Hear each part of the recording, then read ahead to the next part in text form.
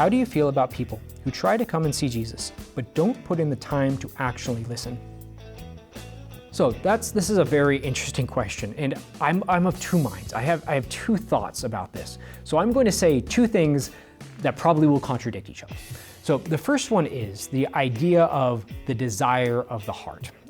Christ is constantly seeking us, to use the terms of C.S. Lewis, like the cat seeks the mouse. He's constantly trying to find us. He's constantly looking for us. And so even the smallest stir, the smallest religious action that we take is something pleasing to God.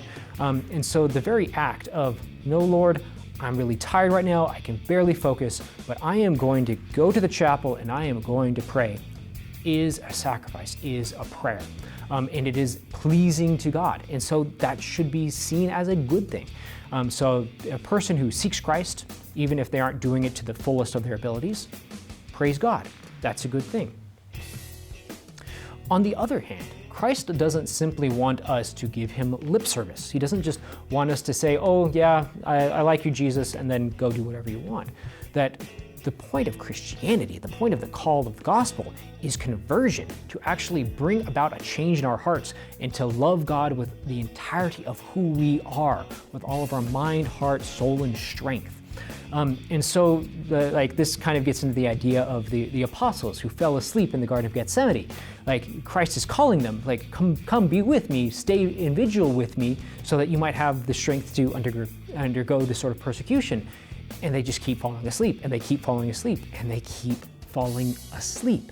And that's not exactly pleasing to God. Like, imagine any other situation in which you say that you're going to do something and then kind of like put in half effort, like not really care about what you're doing. Like, imagine going to your school and going to class and then showing up saying, okay, I really want to learn, but I don't really feel like it, going to class, zoning out, listening to music, and not actually doing your work. Like, is your teacher going to be pleased with that? My guess would be no.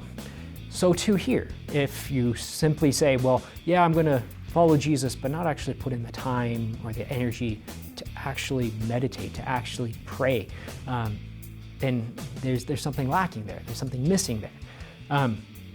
So to again reiterate my contradictory statements. One, any action we do following Christ is pleasing to God and is a good thing. However, Christ does not call us to simply stand on the sidelines or to fall asleep. He calls us to stay awake and to be ready so that we might approach him.